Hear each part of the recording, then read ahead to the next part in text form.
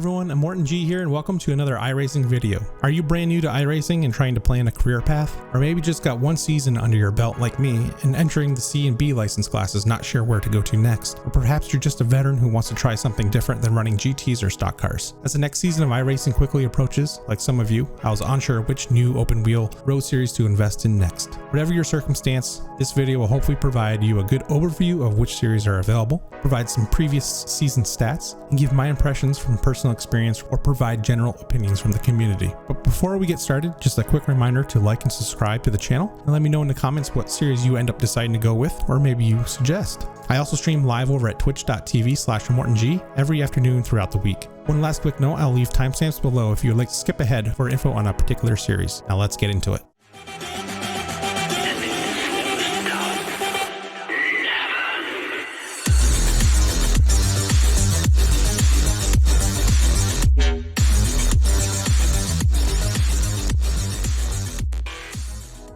First up in the D license series is arguably the most popular open wheel road series on the platform, the Skip Barber race series. This series utilizes the Skip Barber 2000, which is a low power, free-wheeling car that is pretty fun to drive. Many claim this series provides some of the best racing on the service and is a good place to learn open wheel racecraft and awareness. This is not surprising given its high participation and strength of field. It is also an open series where you can begin to learn some basic tinkering with various car settings and loadouts. It runs hourly with multiple splits throughout the day and evening, providing a high probability you will be matched with similar skill drivers every race. This series only utilizes 2 free tracks included with your subscription, so it does have a high upfront cost if you choose to run the full series.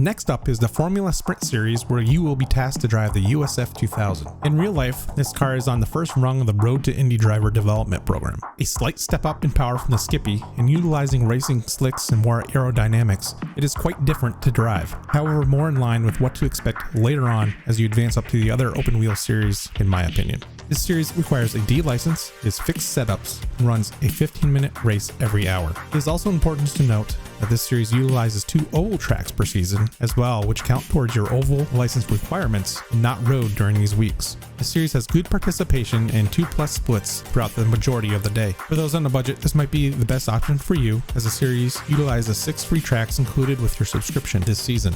Now, I started iRacing halfway through season 1 and initially went with this series as my initial choice out of rookie class, along with a bit of Skip Barber. I found learning to drive the USF 2000 and racing in this series enjoyable for the most part, with a bit of luck making a few podiums here and there. However, due to the short race times and turnaround to the next race, I think people tend to have a go-for-it attitude and can be a bit overly aggressive at times. But overall, I'd say it's about what one would expect at this level. Please check out my USF 2000 video series on this channel if you're interested to see more of this car in action.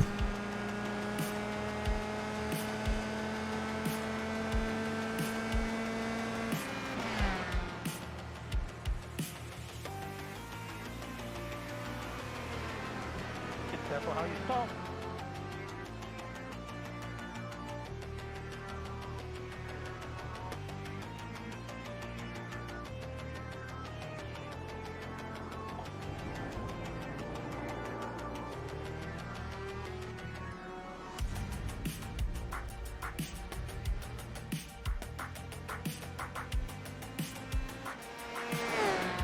Next up, in the last of the D series open wheel options, is the Formula Renault 2.0. The car has a bit more power than the USF 2000 and built with more downforce. The FR 2.0 has open setups and a set number of laps per race, but unlike the other 2 series in the class, it only runs once every 2 hours. Having a touch less participation than the other 2 series, it still offers 2+ splits from mid-morning throughout evening EST. I've not personally run this car in the series, but summarizing the majority of comments I've seen say it's a fun car to drive, good to learn the ins and outs of setups on, and generally populated with courteous drivers. The previous season numbers seem to back this up as it has the strongest strength of field of the 3 D-class series and incident rates are on par with the Skippy.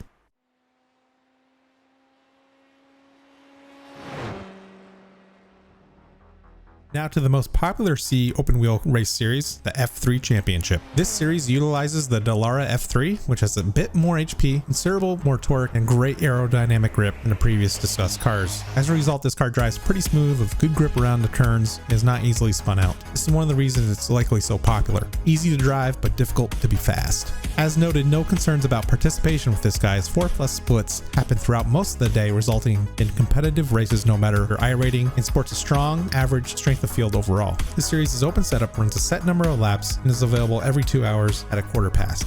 My big takeaway from the comments in this series is it's fun, competitive, but has pretty poor driving in the lower splits, and races can get pretty messy. The data suggests that relative to other C or higher class series, this is true, but its 0.23 incidents per minute rate is on par with the previous 3 series, including Skippy. But because racers are putting in more laps, the amount of incidents per race is higher, giving one the impression that it's worse than it likely is if compared to the other D series. So take that information as you like, considering F3 also has over 4 times the number of drivers participating than the next closest series further up the ranks. One quick note, I got these instant stats from iRacing forums from poster Rob Crouch, who provided some amazing season end reports for each road series. I'll have a link for that below.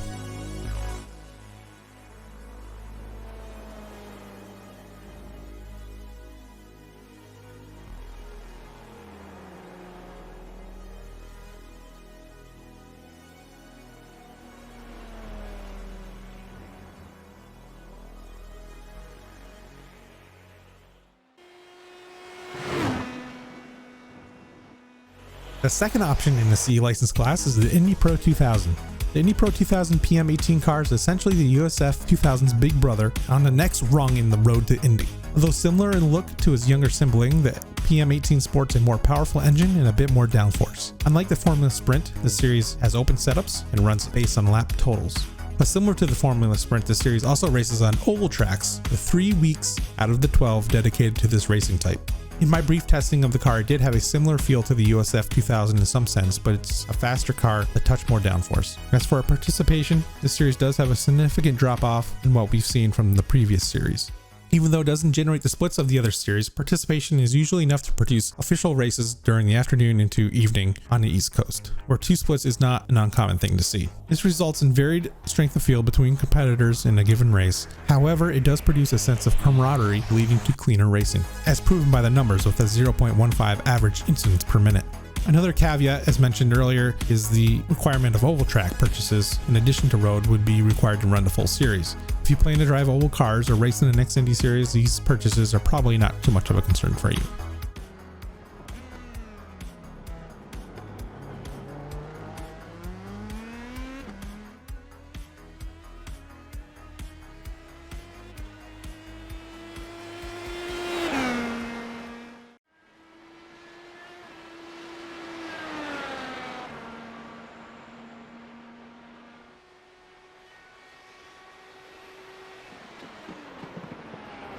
So sticking with IndyCar, we transition into the B license class with the IndyCar Series Road, not to be confused with IndyCar Series Oval, which is a separate thing. The Dallara IR18 is the pinnacle in iRacing's version of the Road to Indy, sporting between 550 to 700 horsepower and 410 newtons meters of torque. This cat can move. Open setups are allowed, and here we see an increase in laps resulting in races approximately 60 minutes long. Also, as the other Indy series do, this road series requires oval tracks, now taking over half the schedule at 6 oval races per season. When it comes to driving, unlike the difference between the PM18 and USF 2000, this car feels much stronger, much faster, and with significant downforce properties as you would expect. In the limited testing I had with it, and confirmed from comments by others in the community, it is indeed great to drive. I had one of my smoothest laps around Watkins Glen than I have had with any other car I've been able to test drive. Now, the one possible concern, which is an unfortunate theme with most of the cars at this level, is lack of participation numbers. During the week, getting enough for official sessions does not occur until late afternoons on most days Eastern time, staying mostly in one split with higher turnouts on the weekends. Again, this fosters a strong sense of community, leading to competitive, clean racing as shown by having the lowest average incidents per minute among all open wheel series at 0.093. Also as a result, and this is the case typically in these higher end series, the communities plan out certain nights of the week to race to ensure full races and possible multiple splits for the given evening. But on a positive note, the participation numbers are trending upwards for the series, steadily increasing each year.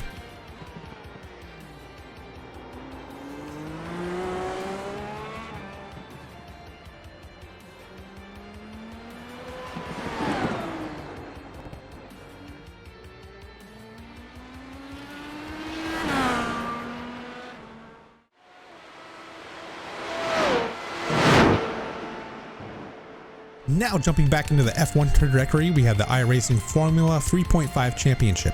This series utilizes the beefy Formula Renault 3.5, producing 530 horsepower and 440 Nm. This V8 powered car also has a high amount of downforce and requires some finesse on the throttle and tinkering with setups to be effective. Although I was a long way from pushing it, I did enjoy the few test laps I had with it, particularly at Spa, and really liked how this puppy sounded.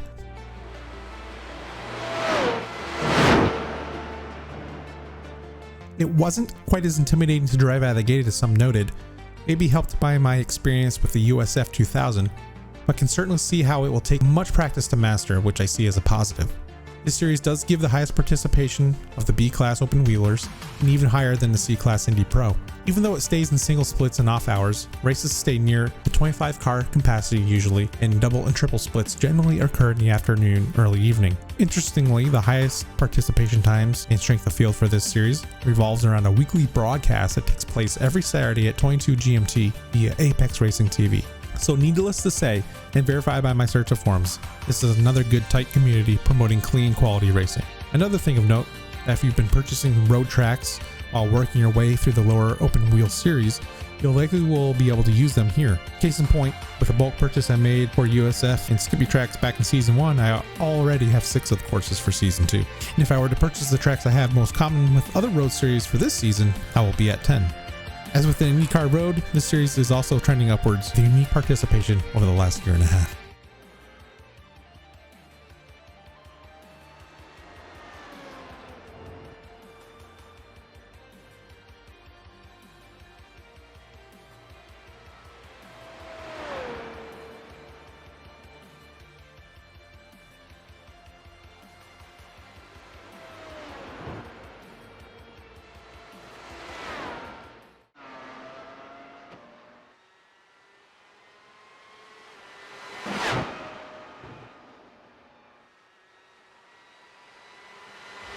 Now we come to the Dallara Formula IR. This is the new kid on the block in only its second season. The Dallara IR01 sports a whopping 900 horsepower. This guy is fast, folks. However, it has a mixed first season on the circuit. The car itself has been controversial from the start, being the first car iRacing has developed that is not based on any real-world counterpart. This fact, and more importantly, performance issues with the car have put it off to many iRacers. In response, iRacing has implemented some adjustments to the car and moved the series from C to B license for this new season. It's still kind of a wait and see for this series for me, as it has fairly low participation as noted earlier, and currently struggles to reach 100% official sessions during most of the day and week for that matter. Once the car is further tuned and has another season under its belt, we will certainly reevaluate it for next season. One final note, it will have its own World Championship Series via iRacing later this year, so if that is something you might strive for, maybe getting into this series will still be of some interest to you.